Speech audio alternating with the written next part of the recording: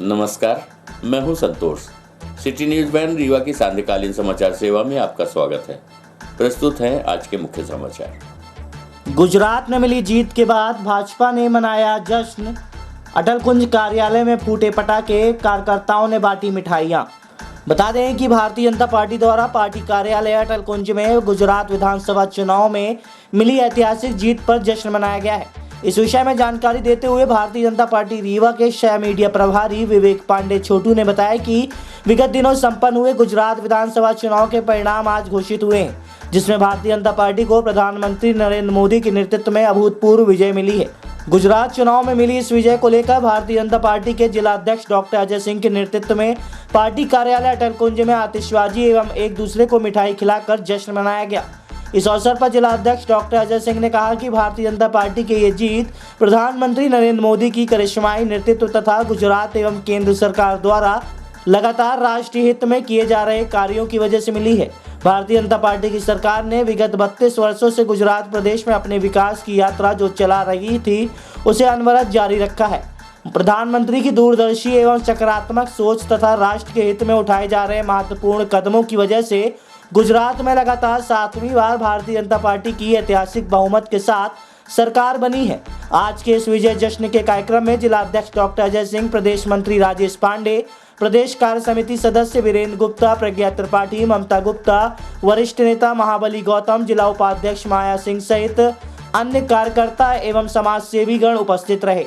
प्रस्तुत है भाजपा जिला अध्यक्ष डॉक्टर अजय सिंह से प्राप्त जानकारी के अंश। पार्टी के द्वारा गुजरात में लगातार 7वीं बार और 7वीं बार भी ऐसा ऐतिहासिक जीत 158 सीट 182 में से यह सिद्ध करता है कि आज हमारे देश के यशस्वी प्रधानमंत्री जो विश्व के सर्वाधिक लोकप्रिय नेता हैं, उनकी लोकप्रियता का ग्राफ लगातार बढ़ता जा रहा है। यह उनके कुशल नेतृत्व की जीत है।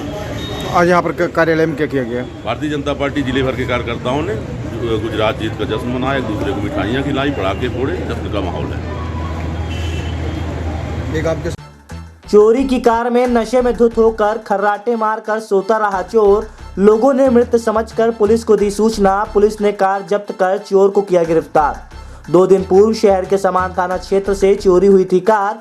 घटना के बाद बीट प्रभारी को किया गया था निलंबित। बता दें कि रीवा शहर के समान थाना क्षेत्र अंतर्गत नेहरू नगर से कल तड़के 4 बजे घर के बाहर से चोरी हुई कार को पुलिस ने विश्वविद्यालय थाना क्षेत्र के अनंतपुर से बरामद कर लिया है। कार में एक युवक भी मिला है जिसने चोरी की वारदात को कबूल किया है। पुलिस ने युवक को पकड़कर पूछताछ कर रही है और कार को जब्त कर लिया गया है। घटना के संबंध में नगर पुलिस अधीक्षक शिवाली चतुर्वेदी ने जानकारी देते हुए बताया कि नेहरू नगर निवासी retired army man Umashankar Tiwari की कार कल तड़के 4 बजे अज्ञात चोरों द्वारा घर के बाहर से पार कर दी गई थी। इस दौरान उमाशंकर तिवारी द्वारा कार का पीछा भी कुछ दूर तक किया गया था, लेकिन आरोपी कार लेकर फरार हो चुके थे। आज पुलिस को सूचना मिली कि एक संदिग्ध कार अनंतपुर स्थित नंदन किड्स स्कूल के बाउंड्री में खड़ी हुई है, जिसमें एक आदमी अंदर लेटा हुआ है। स्थानीय लोगों को लगा कि ये व्यक्ति की मौत हो चुकी है, जिसके बाद मौके पर पुलिस पहुंची और जब कार का कांच तोड़कर युवक को बाहर निकाला गया तो वह नशे में पाया गया। पूछताछ के दौरान युवक ने अपना नाम छोटू सोनी निवासी अनंतपुर बताया है। पुलिस ने छोटू को कस्टडी में ले लिया है और कार भी जब्त कर ली गई है। छोटू ने बताया कि अनंतपुर निवासी अपने साथी संकल्प द्विवेदी के साथ उसने मिलकर कल सुबह 4 बजे कार को चोरी की थी, जिसके बाद कार को लाकर यहां पर खड़ा कर दिया था। पुलिस ने कार के अंदर से नशीली कप सिरप की शीशियां भी बरामद की है। ऐसा माना जा रहा है कि पकड़ा गया आरोपी नशे में कार के अंदर सो गया था। पुलिस फिलहाल पकड़े गए युवक से पूछताछ कर रही है। प्रस्तुत है उमाशंकर तिवारी के पुत्र एवं सीएसपी शिवाली चतुर्वेदी से प्राप्त जानकारी के अंश। ये गाड़ी आपकी है? जी हमारी है। ये नेहरू नगर अनुपार के पास है। सुबह 4:10 पे। कैसे पता चला आपकी है? जब गाड़ी स्टार्ट की तो ब्रेक अलार्म बजा तो हमारे पापा जी गेट खोल के कूदे हैं, तो ये 100 मीटर आगे निकल गई, तो पीछे पीछे कम से कम 500 मीटर तक दौड़े हैं। उसके बाद मैं स्कूटी लेके यूनिवर्सिटी तक गया हूँ। ये मतलब कि हमको ये सुपरमार्केट पड़ता है नगर निगम, तो वहाँ तक कैमरे में दिखी है, उसके बाद नहीं दिखी है। फिर लगता है वो जनता कॉलेज वाले रास्ते से इधर आ गई गाड़ी, इधर खड़ी कर दी है। इसमें कैसे मिली कि यहाँ गाड़ी खड़ी है? यहाँ भी पुलिस अंकल गुप्ता अंकल को कॉल किया है। इसमें हमने जब आके मौके पर देखा तो गाड़ी में जब देखा तो उस व्यक्ति की सांस चल रही थी जो गाड़ी के अंदर था, और गाड़ी ऊपर से कवर्ड थी पूरी। और जब हमने गाड़ी को खोल के देखा तो उसमें एक व्यक्ति निकला जिंदा, और जो कि जिसने गाड़ी चोरी की थी, तो उसको हमने पकड़ लिया, पूछताछ जारी है। ये गाड़ी कब चोरी हुई थी, कहाँ से चोरी हुई थी मैडम? ये गाड़ी कल रात में चोरी हुई थी। ये समान थाना क्षेत्र का एरिया है, नेहरू नगर के आसपास का। तो उसके बाद से ये गाड़ी आज यहाँ पड़ी हुई मिली है, तो लोगों की सूचना के आधार पर पुलिस ने इसे आके जब्त किया है। इसमें कोई और अन्य आरोपी की जानकारी मिली है? अभी जांच जारी है, और जैसे ही कार्रवाई की जाएगी तो आपको बताया जाएगा। रीवा नगर निगम के कचरा गोदाम में भड़की आग, बस्ती के बीच उठी चिंगारी से शहर में मचा हड़कंप। बता दें कि रीवा नगर निगम कार्यालय के सामने स्थित पुराने कचरा गोदाम में भीषण आग से अफरा तफरी का माहौल निर्मित हो गया। यहां देखते ही देखते हल्की सी चिंगारी आग का गोला बन गई। आग ने इस कदर विकराल रूप धारण किया कि हरा पेड़ जल गया। भीषण लपटों को देख रानीगंज एवं घोघर मोहल्ले के लोग अपने अपने घर से बाहर निकलकर बाहर आ गए। अनहोनी की आशंका को देख दमकल वाहन को सूचना दी गई। जानकारी के बाद पहुंचे फायर ब्रिगेड का चंद मिनटों में ही पानी खत्म हो गया। ऐसे में दूसरा और तीसरा दमकल मंगाया गया, तब कहीं जाकर 3 घंटे बाद आग पर काबू पाया गया। हालांकि आगजनी में किसी भी प्रकार के हताहत होने की कोई खबर नहीं है। चर्चा है कि आग किसी शरारती तत्व के द्वारा लगाई गई थी। मोहल्ले के लोगों ने आरोप लगाते हुए बताया कि हर साल वार्ड नंबर 20 के कचरा पर आग लगती है, पर जनप्रतिनिधि व अधिकारी कभी रुचि नहीं लेते। बता दें कि कुछ माह पूर्व भी यहाँ पे एक बार आग लग चुकी है। ये आग कैसे लग गई यहाँ पे? भैया मैं वहाँ पास खड़े होकर बात कर रहा था, तो मतलब थोड़ी सी आग लगी थी, मतलब 2-3 छोटे छोटे बच्चे थे, थोड़ी सी आग लगी थी। 1 सेकंड के अंदर इतनी तेज़ी से आग फैली है, क्या बताएं। ये कचरा कहाँ से आया इतनी घनी आबादी के बीच? भैया कचरा नहीं पता, लेकिन यहाँ नगर निगम वाले ही आके डाल जाते हैं। लकड़ियाँ, पेड़ कटते हैं, जो झाड़ कहीं से रोड के किनारे से, वो सब यहाँ आके डाल जाते हैं। उसी के ये 2 बार आग लग चुकी है यहाँ। अच्छा। हाँ, एक बार तो हमने आजाद भाई के घर से भी पानी डाल के बहुत सी कंट्रोल किया, उसके बाद भी हम लोगों को टैंकर में पानी मंगवाना पड़ा था। जानकारी नगर निगम को आप लोगों ने दी कि यहाँ कचरा डंप वही तो करवाते हैं, वही ना डंप करवाते हैं यहाँ, हम लोग थोड़ी करवाएंगे। वही पूरी रोड के किनारे कचरा जाते हैं। पूरे पेड़ कटे हुए हैं भैया, पूरे पेड़ कटे हुए हैं, पूरे पेड़ की लकड़ियाँ आई हैं, पूरे झाड़ हैं, देखिए ना आप। शिकायत के बाद भी कोई कार्रवाई नहीं हुई? कोई नहीं हुई है। अच्छा, अभी ये कोई जनहानि तो नहीं हुई यहाँ पे? नहीं, कोई हानि नहीं हुई है। पर ये जो देर रात लगती तो क्या मानते हैं, या किसकी लापरवाही है ये आग लगने? कोई हादसा हो सकता था? बिल्कुल हो सकता था। पेड़ में आग लगती, अभी लगी, आप जैसा देख रहे हैं लगी हुई है। पेड़ में आग लगती तो पूरे घरों में लग सकती थी आग। पानी, अभी फायर ब्रिगेड आई है, 2 फायर ब्रिगेड की पानी खत्म हो चुका है, लेकिन फिर भी अभी आग नहीं बुझी है। अगर आग देर रात लगती तो देर रात लगती तो पूरे घर में आग लग जाती। आकिल खान। ये कौन सा मोहल्ला कहलाता है? घोघर रानीगंज है। 20 वार्ड। इतनी घनी आबादी के बीच अचानक आग लग गई, कैसे आग लगी सर?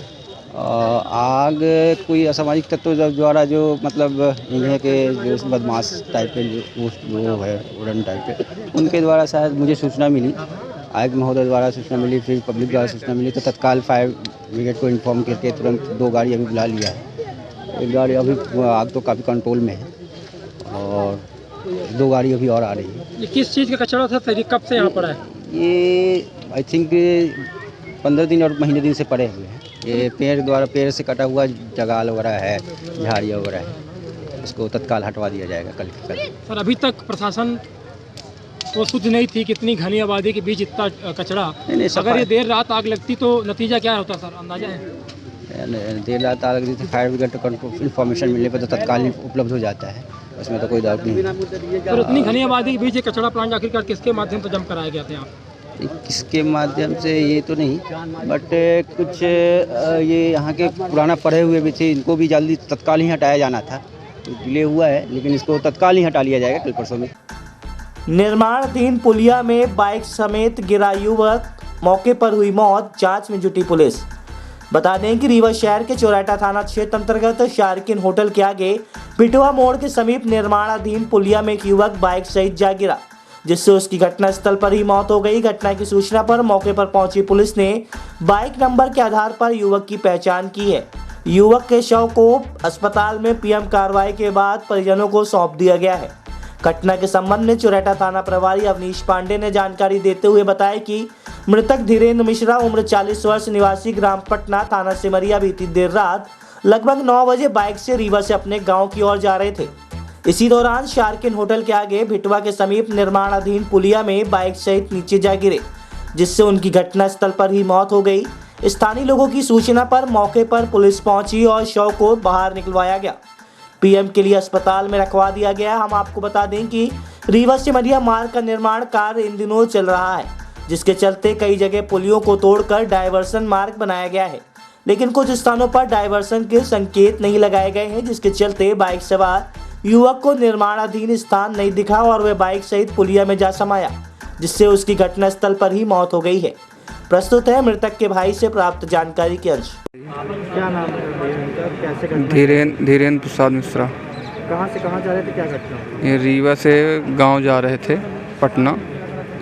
रास्ते में अम्बा के पास जो ये ओवरब्रिज में डाइवर्सन बना रखे हैं, वहीं पास एक्सीडेंट बता रहे हैं लोग बाग, लेकिन हमको समझ में नहीं आता। उस स्पॉट में जाने के बाद समझ में नहीं आता कि एक्सीडेंट है ये।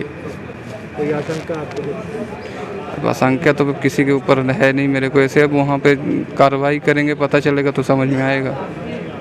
क्या काम करते थे सर? ये अभी फिलहाल तो वो चलाते थे, खरीदी केंद्र सर चल रहा था इनका, समूह था।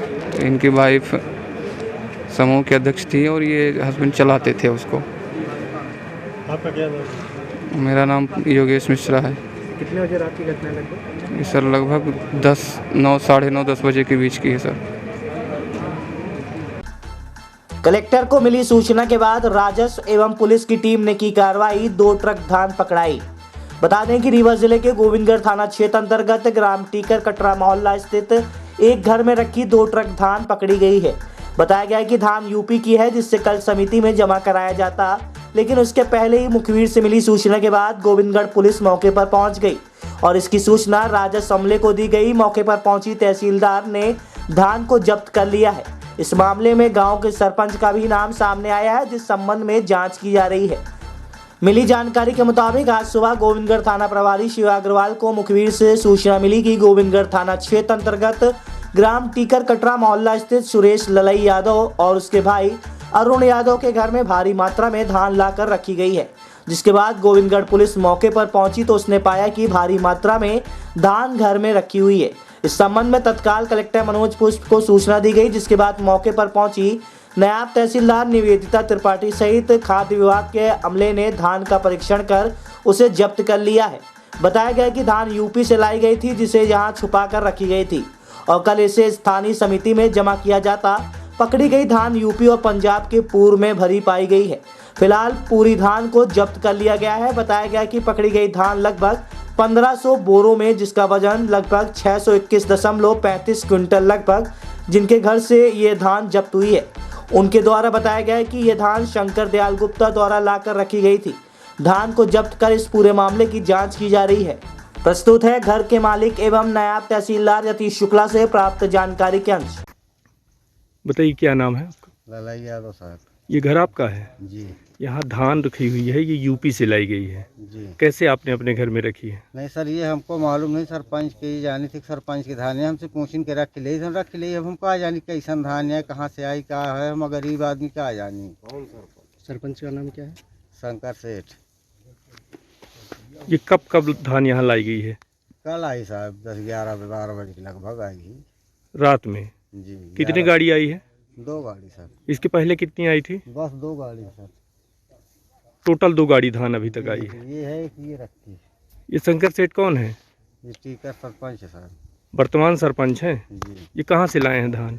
ये हमको नहीं मालूम साहब, कहाँ से आई ही है, अब नहीं मालूम। आप अपने घर में रखवा लिए, आपको पता नहीं है? नहीं सर, पूछी सरपंच आई के रख ले, हम घर रख ले, हम कहा जानी कहाँ से ले जाए। हम सोची गाँव के भरे हों, कहाँ से ले जाए, यहाँ गाँव में भर्ती भरा थे। जी। कब से ये चल रहा है इस तरह से धान रखने का? अभी ये सब पहली चक्कर है सर। जी। तो दोनों गाड़ी रखी हैं। पुलिस आई है यहाँ आपके यहाँ, अभी अवैध धान है जी। क्या पता है आपको? सर हम ये कहेंगे कि हमारे घर में पुलिस आई, कैसे धान रखे हुए, हम तो जानकारी नहीं कि गांव के भरे के है, कहाँ चोरी के ले जाए, कहाँ ले जाए, ये हमें मालूम नहीं है साहब। हमसे पूछा गया कि हम रख ले, हम घर रख ले। वहाँ कार्रवाई की गई, कुछ धान पकड़ी गई है, कहाँ से आई थी और क्या? ये हमें एक शिकायत प्राप्त हुई थी कलेक्टर महोदय को कि ग्राम टीकर में कल देर रात को वहाँ पर यूपी से कुछ धान परिवहन करके लाई गई है, जिसको यहाँ के खरीदी केंद्रों में उसको खपत की जानी थी। उसी के संबंध में शिकायत प्राप्त होने के बाद पर सर्किल के तहसीलदार नान और फूड विभाग के कर्मचारियों, पुलिस विभाग के द्वारा वहाँ पर मौके से जाँच की गई और ये जो शिकायत थी इसको सही पाया गया है। सर कितनी मात्रा में धान थी? ये लगभग 1500 बोरी का जो आया है, 1500 बोरी की धान है और 621 कुंटल लगभग वो धान की मात्रा है जो यहाँ पर हमको प्राप्त हुई है। अभी वहाँ पर मौके पर कार्यवाही भी जारी है। कहाँ से आ रही थी? ये जो हमको वहाँ पर मौके पर बोरे मिले हुए हैं वो यूपी और पंजाब के जो बोरे हैं उन्हीं बोरों में ये धान आई हुई है। तो ऐसा प्रमाणित हो रहा है कि जो धान है वो यूपी से ही आई हुई है। सारी बिक्री के लिए लाई गई हो एमपी में से, यहाँ रेट में बेचेंगे? हाँ वही होगा और धान खरीदी केंद्रों में ही उसके लिए लाई गई है। जैसे प्रथम दृष्टया तो यही प्रतीत हो रहा है, बाकी जाँच चालू है मौके से और आगे जो होगा उस पर कार्यवाही की जाएगी जैसे तथ्य निकल करके आएंगे। घर से स्कूल के लिए निकली कक्षा 10वीं की छात्रा का नहीं लगा कोई सुराग। पिता ने एसपी से लगाई गुहार। पास के एक युवक पर संदेह की सुई। पिता को डर, बेटी के साथ हो सकती है बड़ी वारदात। बता दें कि घर से स्कूल निकली कक्षा 10वीं की छात्रा जब शाम तक घर वापस नहीं आई तो परिजनों ने एक युवक पर अपहरण की आरोप लगाते हुए थाने में शिकायत दर्ज कराई है, जिसके बाद पुलिस किशोरी की तलाश कर रही है। जबकि पिता का आरोप है कि पुलिस द्वारा अब तक मामले को गंभीरता से नहीं लिया गया है। घटना के संबंध में मिली जानकारी के मुताबिक सोहागी थाना क्षेत्र की रहने वाली कक्षा 10वीं की छात्रा 1 दिसंबर को घर से स्कूल के लिए निकली थी, जिसके बाद जब वह शाम 4 बजे तक घर वापस नहीं आई तो परिजनों ने उसकी तलाश की। जब किशोरी का कोई पता नहीं चला तो परिजनों ने एक युवक पर अपहरण का आरोप लगाते हुए सोहागी थाने में शिकायत दर्ज कराई है। किशोरी के पिता का आरोप है कि पुलिस द्वारा उनकी पुत्री को तलाशने के प्रयास नहीं किए जा रहे, जबकि उनके द्वारा पुलिस को युवक के कई मोबाइल नंबर भी दिए गए। पिता ने बताया कि युवक के अपने परिजनों से लगातार बात हो रही है, इसके बावजूद पुलिस उसका लोकेशन ट्रेस नहीं कर रही है, जिसके बाद किशोरी के पिता ने पुलिस अधीक्षक से मिलकर न्याय की गुहार लगाई है। सर मेरा बच्ची 1 तारीख को ट्यूशन गई, ट्यूशन नहीं पहुंची और फिर मेरे पास वो लड़के का पिताजी का फ़ोन आया सुबह में 9:45 पे। फ़ोन किया तो डायरेक्ट यही बोलता है कि मेरे बच्चे को कहाँ मरवा फेंकवा दिए। मैं उसको यही जवाब दिया कि मैं तो बम्बई में, मेरे को क्या मालूम, तुम जानो वहाँ पे। तो बोलता है कि तुम्हारी बच्ची कहाँ है? मतलब घर पे होगी, ट्यूशन गई होगी, स्कूल गई होगी। तो बोला कि ठीक है पता लगाओ। फिर पता लगाया तो ट्यूशन नहीं पहुँची। बोला शायद स्कूल 4 बजे छुट्टी होता, 4 बजे तक आ जाएगी। 4 बजे तक हम लोग इंतजार किया, लेकिन 5 बजे तक बच्ची नहीं आई। तब हम लोग फिर आगे कार्यक्रम किया स्वागी में। तो सब थाने में FIR दर्ज किया, लेकिन TI साहब ने अपने मन से FIR किया। मैं नाम दर्ज करा तो नाम दर्ज नहीं, बोले नाम दर्ज नहीं होएगा, तुम देखे हो क्या? ऐसा करके उन्होंने अपने आप करवा दी, FIR कर किए। जो लड़का है, जो जिस लड़के के नाम आप FIR करवाए थे, उसी के पिता आपको फ़ोन करके? हाँ उसी के पिता मेरे पास फ़ोन किया था। हाँ। क्या नाम लड़के का? सत्यम सिंह। सत्यम सिंह जी। वो भी गायब है? वो भी गायब है। उससे कोई संपर्क हुआ अभी तक? वो लोग से बात होता है, उन लोग से बात? हाँ उनके माँ बाप से बात होता है। और मैं पूछता हूँ, बोलते फ़ोन लगाता है, बस 2 मिनट बात करता है, काट देता है। आपकी बच्ची से कभी बात हुई? नहीं, मेरे से कभी नहीं हुआ।